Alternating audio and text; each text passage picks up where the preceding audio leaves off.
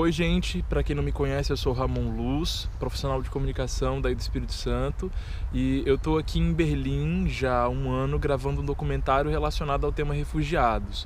O meu filme retrata a história de amizade ou de formação de família entre um sírio gay que está aqui em condição de refugiado, já chegou aqui em 2015, e essa relação dele com um casal gay alemão e como que essa pessoa consegue se integrar ou se entender dentro dessa sociedade que existe aqui por meio dessa conexão com essa família. Só para dar um contexto, eu estou falando com vocês daqui do Tiergarten, que é um dos maiores parques urbanos aqui de Berlim, estou no meio da cidade. A professora Mirella Bravo me pediu esse vídeo para falar um pouco da minha experiência com o assunto aqui na Alemanha, que é um país que está no centro dessa discussão internacional.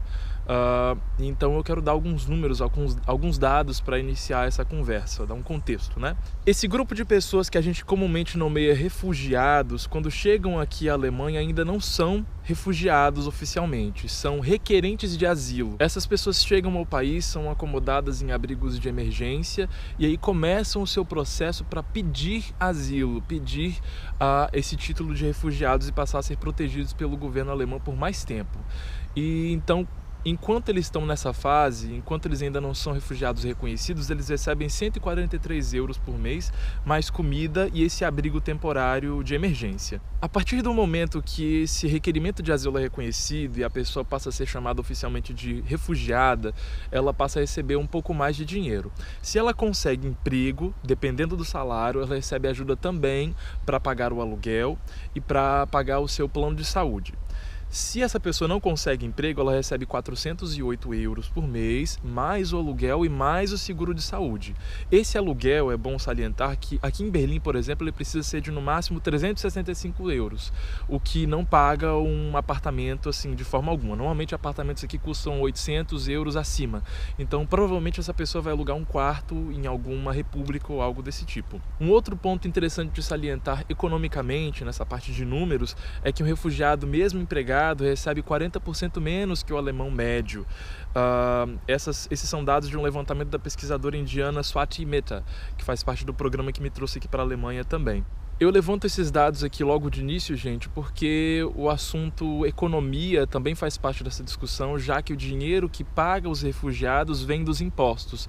Então as pessoas se perguntam muito aqui na comunidade alemã: para que eu estou pagando, para quem eu estou pagando, quanto eu estou pagando. É um dinheiro relativamente baixo, se considerado o custo de vida, né, daqui da Alemanha, e mesmo assim ajuda bastante essas pessoas a iniciar o seu processo de integração dentro da Alemanha.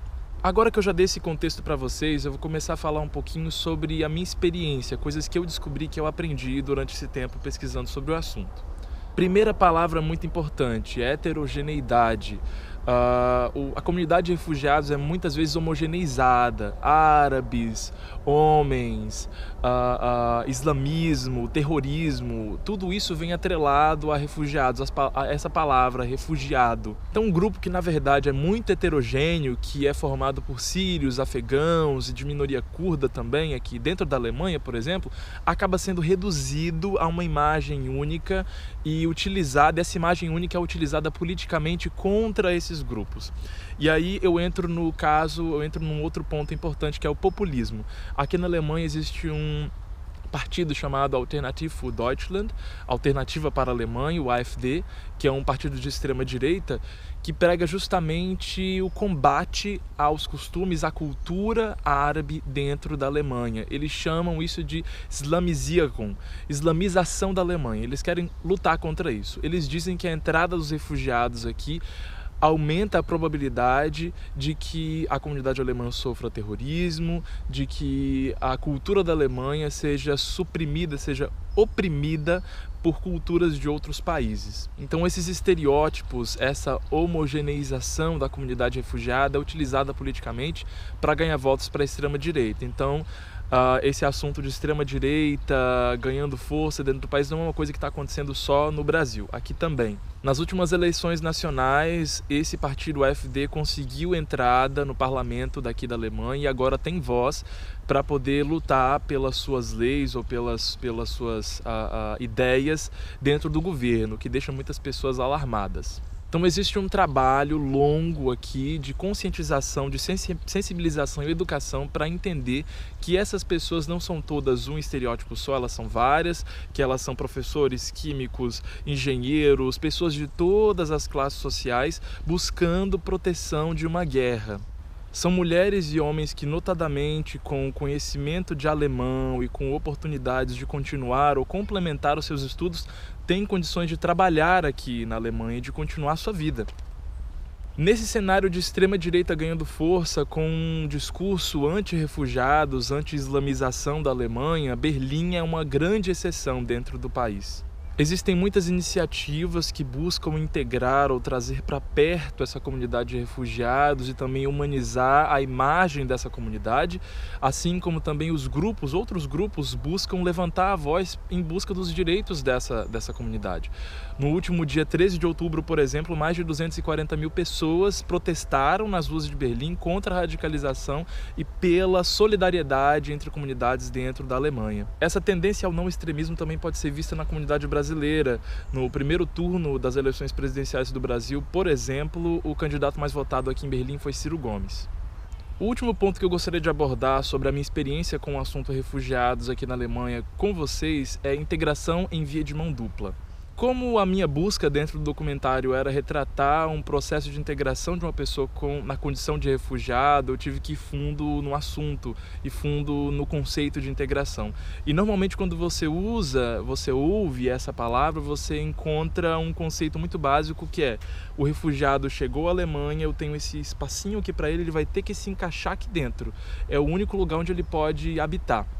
Isso é muito visível, muito repetitivo na cabeça das pessoas e até na política de algumas organizações. Após esse ano de pesquisa e também ouvindo as minhas colegas que têm pesquisado o assunto dentro do programa que me trouxe aqui para a Alemanha, a gente percebeu que uma integração em via de mão dupla funcionaria muito melhor e funciona já em algumas organizações. Que integração é essa? Uma integração que pensa também nas pessoas que estão recebendo essa comunidade, que também prepara a comunidade alemã para essas pessoas de cultura diferente que estão chegando, para que essas pessoas sejam um pouco mais abertas e entendam alguns comportamentos.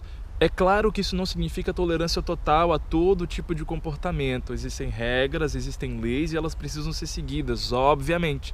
Mas é necessário entender também quem são essas pessoas, ouvi-las um pouco mais, ao invés de apenas apresentar para elas uma solução, uma possibilidade, e é isso e acabou. Então é importante lembrar que nós não estamos falando de um país pobre, de um país em dificuldades financeiras. A Alemanha é uma das nações que mantém a União Europeia de pé, então existe sim recurso para ajudar outras nações em necessidade. E um ponto interessante levantado por um dos refugiados que eu entrevistei recentemente é o fato de que a Alemanha tem uma indústria de armas muito forte. Então essa pessoa me perguntou: se a Alemanha está produzindo as armas que são utilizadas na guerra, que me tirou do meu país e me trouxe até aqui, o que eles estão fazendo por mim é realmente caridade? Essa resposta ficou martelando na minha cabeça e vai ficar ainda mais agora que eu estou no processo de editar o meu documentário que sai já no ano que vem, inclusive aí no Brasil. Então eu espero que essas coisas que eu trouxe para vocês nesse vídeo ajudem a enriquecer a discussão que vocês terão aí no evento. Então agradeço o convite da professora Mirella Brava, eu estou às ordens para assuntos desse tipo ou quaisquer outros que possam envolver a Alemanha, Brasil. Pode me chamar que eu participo, tá bom? Um abraço, tchau!